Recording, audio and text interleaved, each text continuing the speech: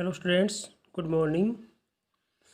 सो अपन ने कल बाजार संतुलन टॉपिक है वो स्टार्ट किया था। संतुलन को इक्विलिब्रियम बोलते हैं इंग्लिश में। इक्विलिब्रियम मतलब संतुलन, उसको ई से प्रेजेंट करते हैं। बाजार संतुलन, मार्केट इक्विलिब्रियम। तो कल बताया था मैंने आपको, बाजार संतुलन से तात्पर्य होता है जहाँ पर बाजार मांग वस्तु की और बाजार पूर्ति बराबर होती हैं। ध्यान रहे, अपन माइक्रो इकोनॉमिक्स पढ़ रहे हैं जिसमें अपन किसी एक वस्तु की बात करते हैं, बहुत सारी वस्तुओं की बात नहीं करेंगे। तो बाजार मांग और बाजार पूर्ति जहाँ बराबर होती हैं वहाँ पर उस वस्तु की कीमत निर्धारित होती है। बाजार मांग क्या होती है, बाजार पूर्ति क्या होती है, उम्मीद करता हूँ कि आपने इससे पहले ये टॉपिक अभी स्टडी करने से पहले कल मैंने आपको जो बोला था उसके हिसाब से बाजार मांग और बाजार पूर्ति को पढ़ा होगा। वापस अपन देख लेते हैं एक बार, बाजार मांग क्या होती है। तो निश्चित समयावधि में, अब आप थोड़ा सा मैं आपको मौखिक वे से बता दूं कि मार्केट में सारे जो उपभोक्ता मिलकर के किसी एक वस्तु की जो मांग करते हैं उसका योग बाजार मांग कहलाती है। निश्चित कीमत पर, अब जैसे आलू के भाव हो रखे हैं 20 रुपये किलो, तो 20 रुपये किलो पर मैं अकेला जो खरीदने को तैयार होता हूँ वो तो है मेरी व्यक्तिगत मांग, उसको अपन क्या बोलेंगे, व्यक्तिगत मांग, एक अकेले उपभोक्ता की मांग। और बाजार के संपूर्ण क्रेता मिलकर के इस कीमत पर, इस निश्चित कीमत पर जितने आलू की मांग करते हैं वह आलू की बाजार मांग कहलाएगी। अब सपोज कीजिए कि ऐसा मतलब कोई भी पेपर में न्यूज़ आती है जैसे कि मतलब आलू है उसका मतलब यूज करना हेल्थ के लिए हार्मफुल है, नुकसानदायक है हेल्थ के लिए।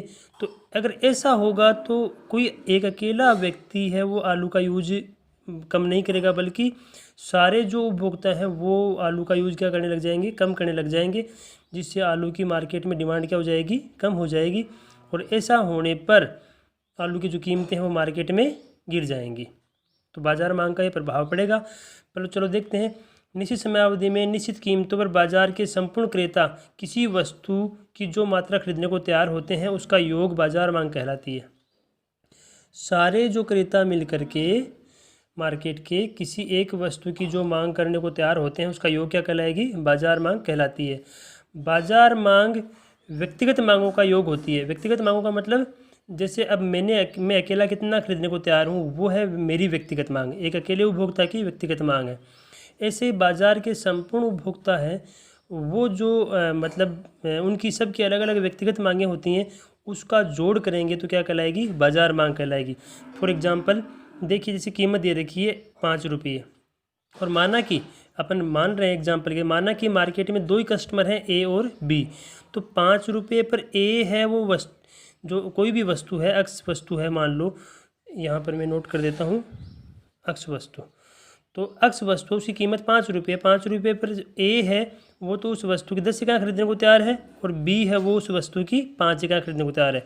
तो बाजार मांग कितनी हो गई, 5 रुपये पर 10 और 5 15, ये क्या हो गई, बाजार मांग हो गई। तो क्या हो गया, बाजार मांग व्यक्तिगत मांगों का योग होती है। सामान्यतः ऊंची कीमतों पर लोग वस्तु की कम मांग करते हैं। अब यहाँ पर अगर कीमतें अगर मार्केट में ऊंची होती है तो कोई एक उपभोक्ता नहीं बल्कि बाजार के संपूर्ण उपभोक्ता ही वस्तु की मांग क्या करते हैं, कम करते हैं। इसीलिए ऊंची कीमतों पर वस्तु की मांग क्या होती है, कम होती है, तथा कम कीमतों पर वस्तु की मांग अधिक होती है। अब अगर सस्ता होगा तो सभी लोग क्या करते हैं, ज़्यादा खरीदते हैं, तो मांग क्या होती है, ज़्यादा होती है। अतः जो अब कीमत के साथ देखो मांग का, बाजार मांग का संबंध क्या हुआ, ऊंची कीमत होगी तो बाजार मांग क्या होगी, कम होगी, और कम कीमत होगी तो बाजार मांग क्या होगी, ज़्यादा होगी। अतः बाजार मांग वक्र है वो कैसे होगा, बाएं से दाएं नीचे की ओर गिरता हुआ, मतलब ऋणात्मक ढाल का होता है। आपको बताया हुआ है मेरा कि ऋणात्मक ढाल मीन्स जो कीमत और मांग के मध्य विपरीत संबंध को प्रकट करता है।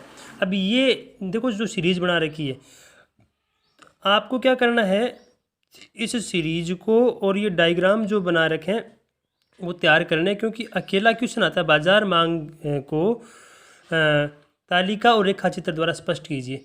तो ये जो मैटर और ये तालिका और ये डायग्राम, ये पूरा मैटर अपने को क्लियर करना पड़ेगा। सो यहाँ पर देखो किसी वस्तु की कीमतें दे रखी है, जैसे अगर कीमत 5 रुपये है तो ए है वो 10 इकाइयाँ और बी है वो 5 इकाइयाँ। 10 रुपये कीमत पर अब ये है कि कीमत बढ़ती जाएगी तो दोनों उपभोक्ता ए और बी दोनों मांग क्या करते जाएंगे, कम करते जाएंगे। कीमत 10 रुपये हुई तो ए है वो 8 इकाइयाँ, 15 रुपये हुई तो ए है वो 6 इकाइयाँ, 20 पर ए 4 इकाइयाँ और 25 पर ए 2 इकाइयाँ खरीदने को तैयार है। उसी प्रकार से बी है, जो कीमत बढ़ती जाएगी तो 5, 4, 3, 2, 1 ये बी की मांग है।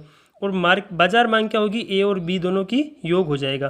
तो 15 रुपये पर ए है वो 6 इकाइयाँ, बी है वो 3 इकाइयाँ, टोटल कितनी मांग हो गई, 9 इकाइयाँ हो गई। 25 रुपये पर ए है वो 2 इकाइयाँ, बी है वो 1 इकाई, कितनी मांग हो गई, 3 हो गई। तो इन दोनों का व्यक्तिगत मांगों का योग करके अपने बाजार मांग निकालिए। और अगर अपन बाजार मांग वक्र बनाते हैं तब क्या करेंगे अपन, इधर तो कीमत देखो अपनी 5 से स्टार्ट हुई, 25 तक है, तो 5 से लेकर के अपने 25 तक कीमतें ले लिए।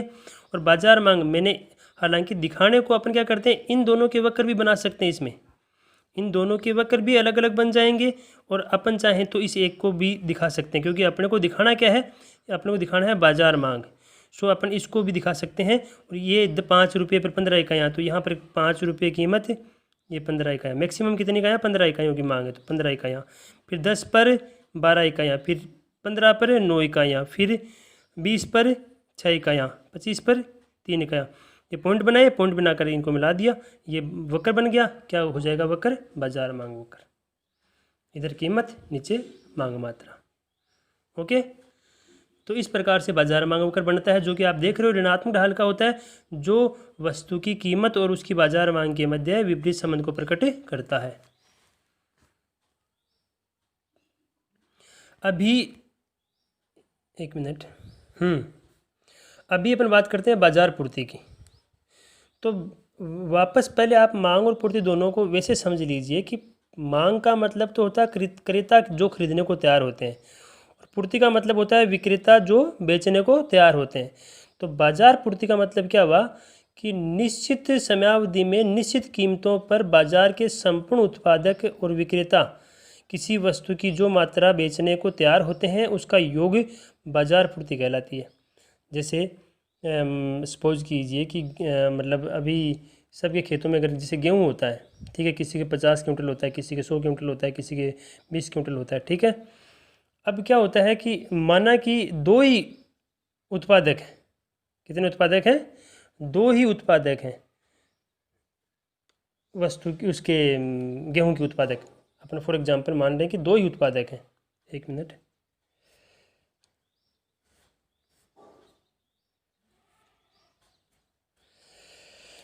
यदि बाजार में 2 ही उत्पादक होते हैं, अब 2000 रुपये क्विंटल के भाव हैं गेहूं के, तो उनमें से जो ए उत्पादक है वो तो मतलब उसके तो 50 क्विंटल हुआ, और बी उत्पादक है उसके गेहूं हुआ 20 क्विंटल। तो टोटल गेहूं है वो उपलब्ध, जो स्टॉक है गेहूं का वो 50 और 20 70 क्विंटल है। अब क्या है, 2000 रुपये पर क्विंटल के भाव पर जो ए है वो 50 क्विंटल में से 30 क्विंटल बेचने को तैयार होता है, और बी है वो अपने 20 क्विंटल में से 10 क्विंटल बेचने को तैयार होता है। तो बाजार पूर्ति क्या हो जाएगी, 30 और 10 40 क्विंटल, मतलब 2000 रुपये पर 40 क्विंटल गेहूं की सप्लाई होती है, ये कहलाएगी बाजार पूर्ति। तो कैसे निकालते हैं अपन कि निश्चित समयावधि में निश्चित कीमतों पर बाजार के संपूर्ण उत्पादक या विक्रेता किसी वस्तु की, अब देखो वस्तु बहुत सारे नहीं होंगी, एक वस्तु की बात करेंगे, तो किसी वस्तु की जो मात्राएं बेचने को तैयार होते हैं कौन, उत्पादक, उसका योग क्या कहलाएगा, बाजार पूर्ति कहलाती है। अब जैसे बाजार मांग थी वो व्यक्तिगत मांगों का योग थी, वैसे ही बाजार पूर्ति है वो भी क्या होती है, व्यक्तिगत पूर्ति मात्राओं का योग होती है। व्यक्तिगत पूर्ति का मात्रा का मतलब क्या हुआ, एक अकेला उत्पादक जो बेचने को तैयार होता है वो व्यक्तिगत पूर्ति। जैसे सपोज कीजिए यहाँ पर बाजार पूर्ति, तो यहाँ पर दे रखी 15 रुपये कीमत दे रखी है, उस पर ए है वो एक उत्पादक है, विक्रेता है, वो वस्तु की 6 इकाइयाँ बेचने को तैयार है, ये क्या कहलाएगी, बाजार, ये व्यक्तिगत पूर्ति कहलाएगी। ये जो सीरीज़ बना रखी है ना, सिर्फ ए की देखो, सिर्फ ए की सीरीज़ है, ये व्यक्तिगत पूर्ति है। सिर्फ अपन बी की सीरीज़ देखें, ये भी क्या कहलाएगी, व्यक्तिगत पूर्ति कहलाएगी। ये क्या होती है, बाजार पूर्ति क्या होती है, व्यक्तिगत पूर्ति मात्राओं का योग होती है।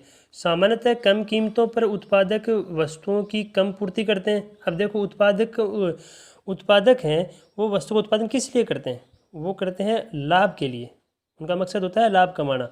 तो अगर मार्केट में कीमतें कम होंगी तो उत्पादक मतलब माल की सप्लाई ज़्यादा करेंगे या कम करेंगे, क्योंकि कम कीमतों पर प्रॉफिट क्या होता है, कम होता है। सो कम कीमतों पर वस्तु की पूर्ति क्या होगी, कम होगी। और अगर यदि ऊंची कीमतें होंगी तो ऊंची कीमतों पर उत्पादकों को माल बेचने पर प्रॉफिट क्या होता है, ज़्यादा होता है, इसलिए वो ज़्यादा माल क्या करेंगे, सप्लाई करेंगे। तो पूर्ति का, वस्तु की पूर्ति मात्रा का कीमत के साथ संबंध क्या हो गया, सीधा संबंध, यानी धनात्मक संबंध हो गया। कीमतें बढ़ेंगी तो पूर्ति बढ़ेगी और कीमतें घटेंगी तो पूर्ति घटेगी। इसको भी आप अपने जो रेगुलर लाइफ है उसमें देख सकते हो। अपने अनाज होता है तो जब भाव डाउन होते हैं तो अपन बेचते नहीं हैं। अनाज होता है तब अपन, जब मार्केट में उसके भाव अगर कम होते हैं ना तब अपन उसको सेल नहीं करते हैं, और जब उसके मतलब भाव ऊंचे होते हैं तब अपन सेल क्या करते हैं, ज़्यादा करते हैं। तो आप देख रहे हो कीमतें कम होने पर पूर्ति कम होगी और कीमतें अधिक होने पर पूर्ति ज़्यादा होती है। सो अगर पूर्ति वक्र बनाएंगे तो कीमत के साथ अगर संबंध वाला, तो उसका वो कैसा बनेगा, वो बनेगा धनात्मक ढाल का पूर्ति वक्र। तो सामान्यतः कम कीमतों पर उत्पादक वस्तुओं की कम पूर्ति करते हैं तथा ऊंची कीमतों पर वस्तु की अधिक पूर्ति की जाती है। अतः बाजार पूर्ति वक्र बाएं से दाएं ऊपर की ओर उठता हुआ होता है, ऊपर उठता हुआ होता है, धनात्मक ढाल का होता है। वापस ये टेबल और जो वक्र है वो आपको देखना पड़ेगा। जो कीमतें दे रखी हैं 5, 10, 15, 20, 25, और अब ए और बी वापस उत्पादक हैं, तो इन कीमतों पर जो जो कीमतें बढ़ेंगी उनकी पूर्ति भी क्या होती जाएगी, बढ़ती जाएगी। ए और बी है वो सप्लाई करें 5 रुपये पर, जैसे ए है वो 2, बी है वो 3 इकाइयाँ, टोटल कितनी सप्लाई होगी, 5 इकाइयों। 25 रुपये पर ए है वो 10 इकाइयाँ, बी है वो 15 इकाइयों की, टोटल कितनी सप्लाई होगी, 25 इकाइयाँ हो गई। ठीक है, आप ये देख रहे हो। सो ये जो तालिका बन गई है वो क्या बन गई है, बाजार पूर्ति की तालिका बन गई है। और इसी मैटर को अपन डायग्राम के थ्रू दिखाते हैं। तो इधर वाई एक्स पर तो अपन ले ली वस्तु की कीमत, ये तो है कीमत 5, 10, 15, 20, 25। ठीक है, ये वाई एक्स पर, और एक्स एक्स पर ले ली ये मात्रा, वस्तु की पूर्ति मात्रा 5, 10, 15, 20, 25। ठीक है, अब क्या कर दीजिए, 5 रुपये पर कीमत पर सप्लाई हो रही है 5 इकाइयों की, 15 पर 15 की, 20 पर 20 की, तो ये पॉइंट मिला देंगे। 5 पर 5, ये पॉइंट यहाँ बन गया। 10 पर 10, 15 पर 15, 20 पर 20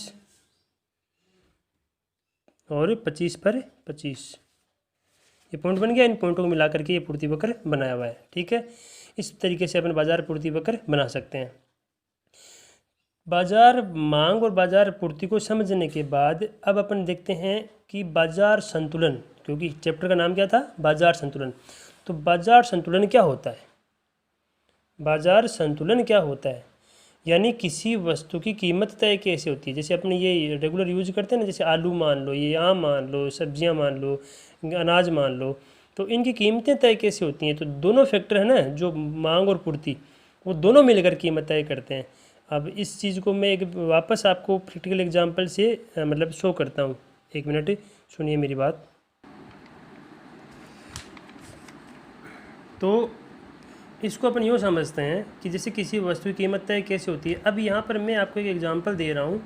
एग्जांपल में मैं क्या करता हूँ कि मैं एक ही तो उत्पादक यानी विक्रेता लेता हूँ और एक ही क्रेता लेता हूँ। मतलब कोई ऐसी वस्तु जो अपन दैनिक जीवन में अपने देखते हैं उसके बारे में अपन चर्चा करते हैं, जिसमें एक ही, ये तो मार्केट की है, बाज़ार में क्या वस्तुओं के उत्पादक भी बहुत सारे होते हैं और उनके क्रेता भी बहुत सारे होते हैं, तो सब की मिला करके मांग और पूर्ति होती है। अपन क्या करते हैं, एग्जाम्पल देने के लिए एक को लेते हैं, एक ही उत्पादक और एक ही विक्रेता और एक ही क्रेता।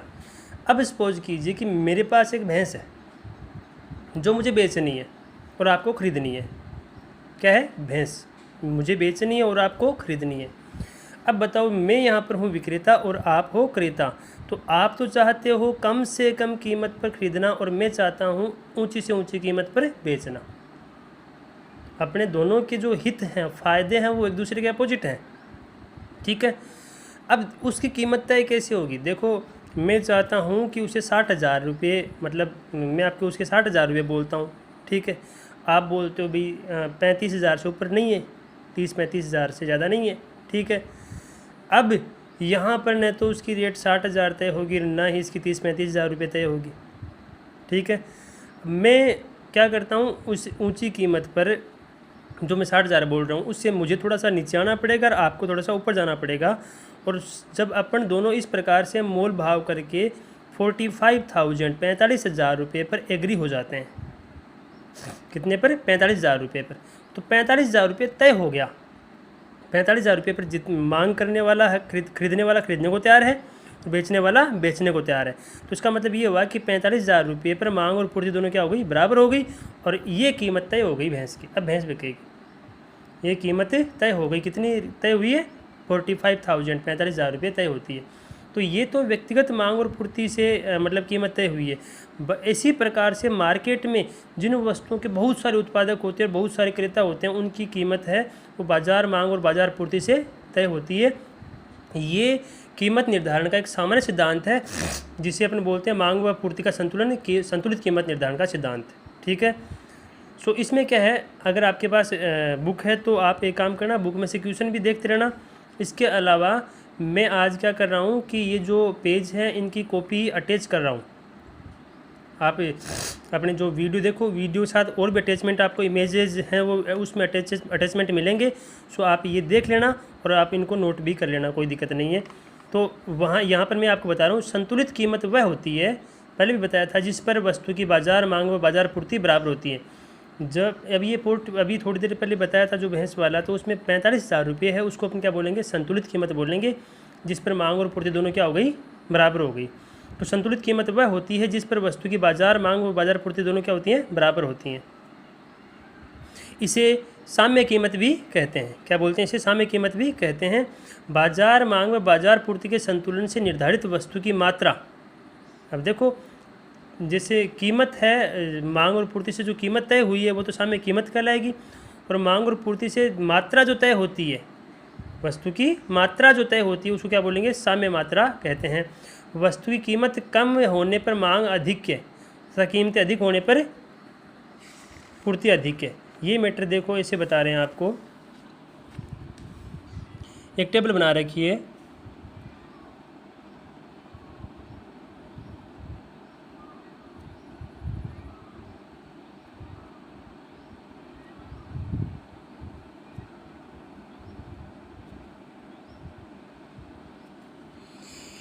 वस्तु की ये कीमत दे रखी है,